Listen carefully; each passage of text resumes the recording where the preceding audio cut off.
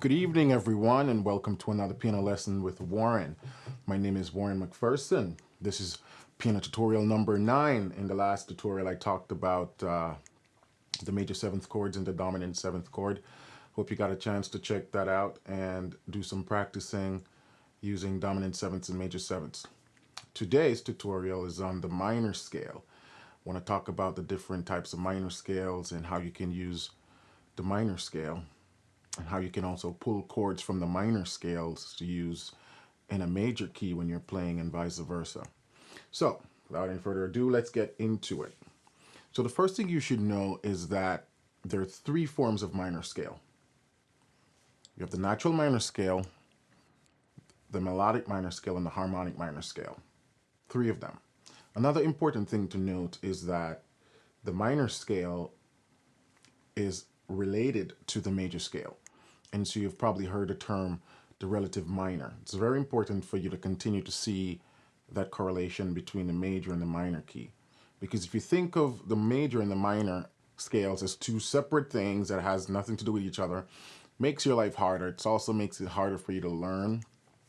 But once you can see that the major scale is the minor scale and the minor scale is the major scale, then that makes it a little easier. So let me jump into it. And again, I'm going to use the key of C, and its relative minor is A. C major.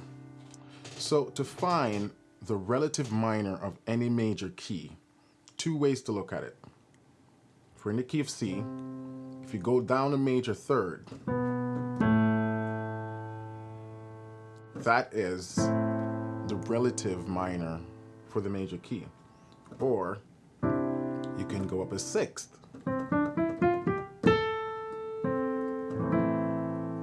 So the 6th degree of any major scale is where the relative minor starts. Say that again, the 6th degree of any major scale is where the relative minor starts. And how you get there, you can either count up 6 or count a third below. I like to look at it from a third. It's easier to see, okay, minor third below. Now it's very important that when you're counting a third below, you are getting to a minor third and not a major third. And again, I'll keep saying it, a minor third has 1, 2, 3 half steps in between. Another important thing to note is that the relative minor note belongs to the major scale. So if when you do your calculations counting up 6 or going down a major third, a minor third, if you're not on a note that belongs to the major scale, that means you did something wrong. The relative minor should be a part of the major scale.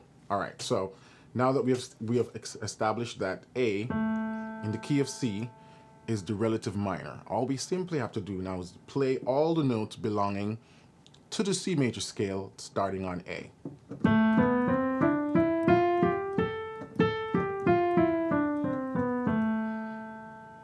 C major, A natural minor. So they share the same exact notes. And the first minor scale, as I just showed you, is the natural minor. The natural minor scale will consist of the same notes of the C major scale, just starting on A. So there won't be any alterations. So if you're playing A natural minor, you shouldn't be playing any black keys. If I jump to another key, say G, G major, find the natural minor key, E. When I play E natural minor, I should be playing the notes that belongs to the G major also. And because the key of G only has 1 sharp, which is F sharp, my natural minor must only also have 1 sharp, which is F sharp. Let's jump back to C. The other minor scale is the harmonic minor scale. And this one is used a lot when you're playing in minor keys, because for example, if I'm in the key of A,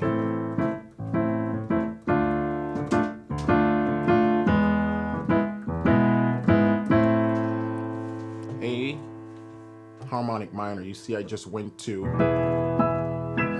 an E7. E7 would be the 5 chord in the key of A minor. That's where the harmonic minor comes in. When we play the harmonic minor scale, we have to introduce a sharp 7th, raised 7th, ascending and descending. So unlike the natural minor that has a G natural, the harmonic minor will have a G sharp. You can hear that. Ti, do, ti, la, and so on. And that's the harmonic minor. So when we're playing chords in A minor, when we get to the E, we make that a major chord, introducing that sharp 7. And then it resolved to the 1 nicely. You could have also, using the natural minor,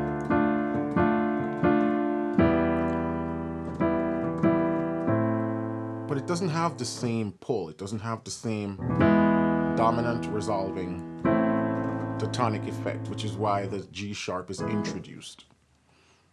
The third minor scale is the melodic minor scale.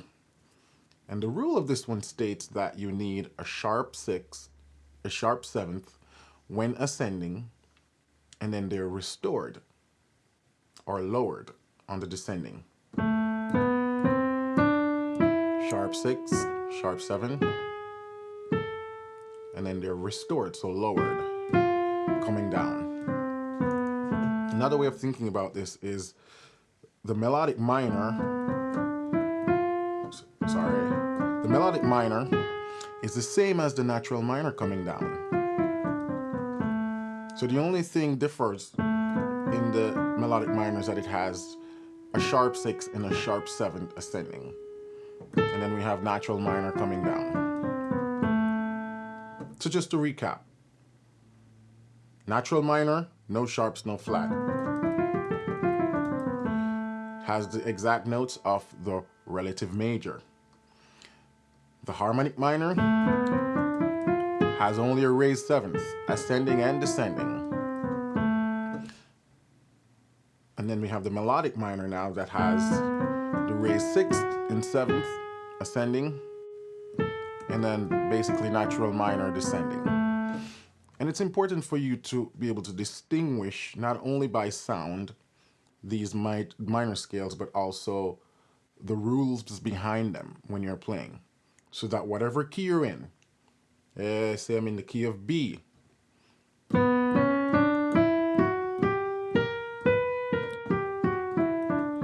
just played B harmonic minor.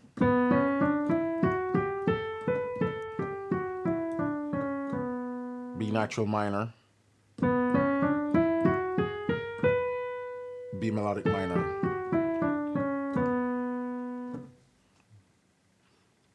So there you go. Those are the 3 different types of minor scales. The natural, the harmonic, and the melodic.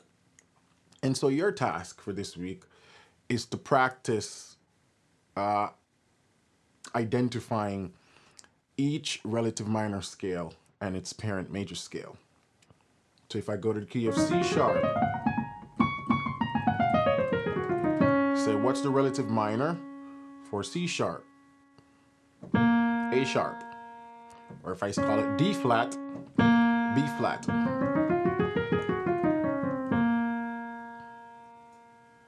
And just remember that the relative minor and the major scale are relatives because they share the same key signature and the same notes, except for the alterations of the raised 7th in the harmonic minor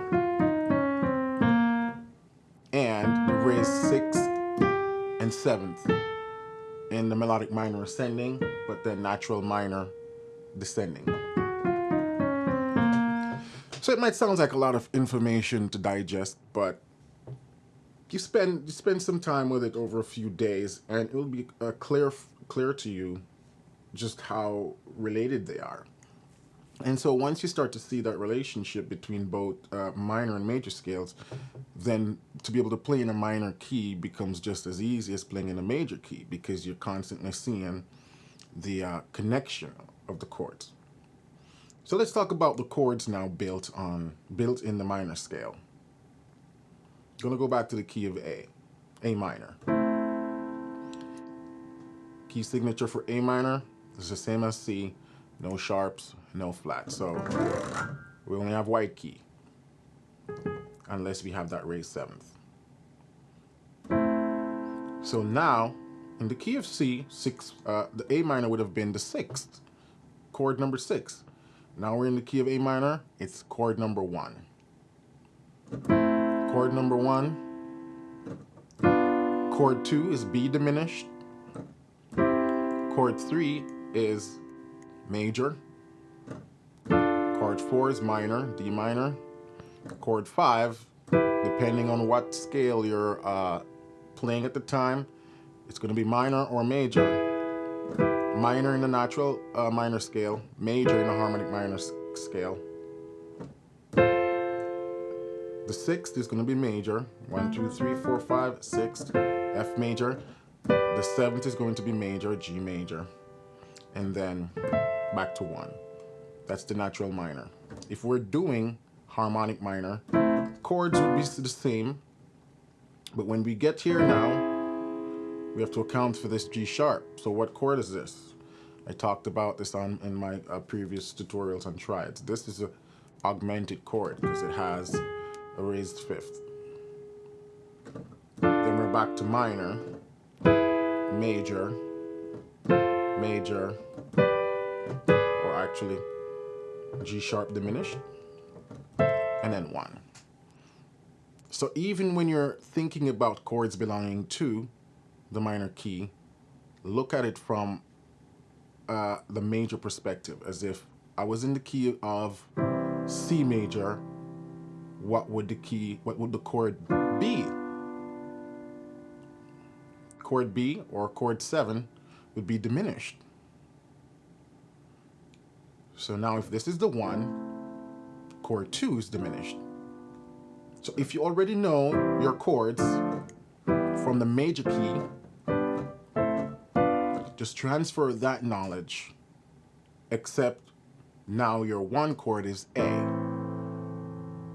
And transfer the same knowledge and you realize, it's the same chords. Now they're just arranged differently. So in the key of C, D minor is chord number 2. In the key of A minor, D is still minor, but now it's called chord 4, chord number 4. The melodic minor now, we really don't really build chords on the melodic minor. We can, chords derived using the melodic minor, ascending,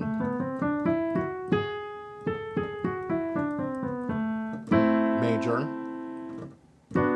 minor, augmented, major, major, diminished, diminished minor. But the 2 major minor keys that are used in a more harmonic sense is the natural minor and the harmonic minor. The melodic minor is used more as an improvisatory tool. In jazz, you're soloing, you can pull the melodic minor out and it sounds really cool over certain chords. So that's the minor key. If you remember nothing from this tutorial, just remember that they're related. So it's not minor key over here, major keys over here. They're all one thing. And when you're playing and practicing it, constantly see the correlation between major and minor. All the knowledge and theory that you've learned about major keys so far, transfer them to the minor key and it will work. With a few alterations for raised 7s, raised 6, etc. when we talk about the harmonic minor and the melodic minor. So I also mentioned that you can pull chords from minor key if you're playing in a major key. Again, say I'm in the key of C.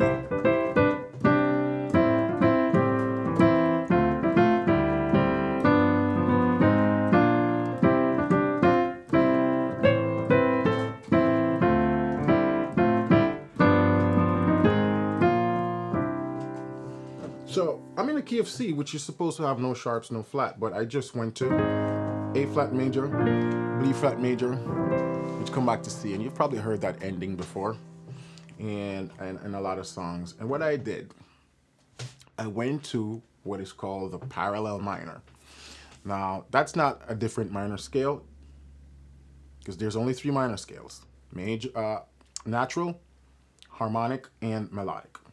So when I say the parallel minor now, I'm referring to the relationship to the major key. It's not some new scale. C major. If I go to the key, go to A, it's called a relative minor. But if I stay on C and play C minor,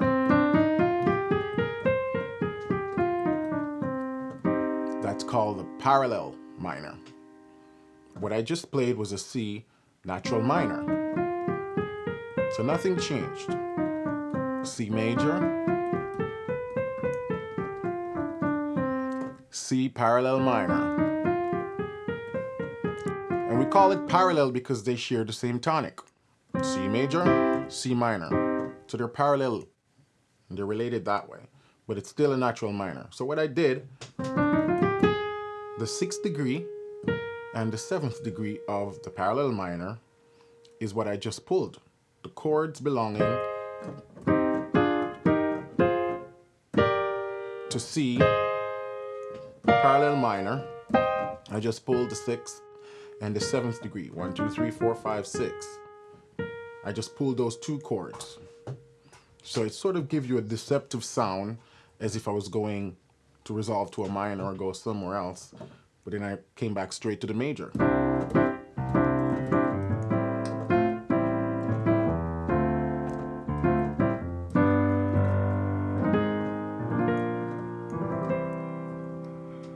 So I just borrowed those 2 chords from the parallel minor and resolve to the major. I could have also, even though I'm in a major key, make it even more deceptive.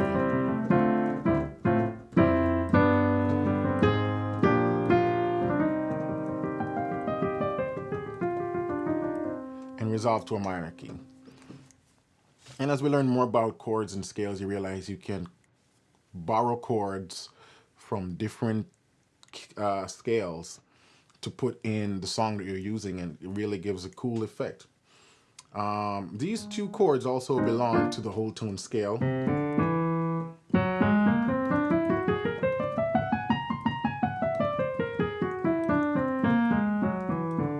And we'll talk more about whole tone scales, but these chords also derive from the whole tone scale. All right, that's enough information for one day on the minor scale. So go and practice. Left hand, right hand, hands together. The 3 forms of minor scales that we talked about today. Refresher, natural minor. Natural minor scale will contain all the notes from its relative major. No alteration. Natural minor. Harmonic minor will have a raised 7th. Very distinctive. And the last one, the melodic minor, has a raised 6th and raised 7th ascending only. On the descending, everything is restored to that of the natural minor. And that's minor key. Thank you for watching this other tutorial. Please subscribe to my channel. Give me a thumbs up down below. Shoot me a message. If you have any message, you can write that below. Or you can also find me on Facebook at Piano Lesson with Warren. You can also find my website, pianolessonwithwarren.com. Whichever means of communication is easier for you, send me a message. I would like to hear from you. If there are other tutorials that you'd like me to cover, topics and so on, let me know and I'll make tutorials and those things. I will continue to do tutorials, and if you haven't noticed, I've been sort of using a systematic approach to how I've been doing the tutorials. I try to cover everything in between, so if you start watching from tutorial number 1 up to tutorial number 9, you pretty much everything will be cohesive and connected. So there's no gaps in your learning. But if there's anything that you would like me to cover or clarify, I can create an addendum tutorial to clarify that. But again, thank you for watching and see you soon. Bye.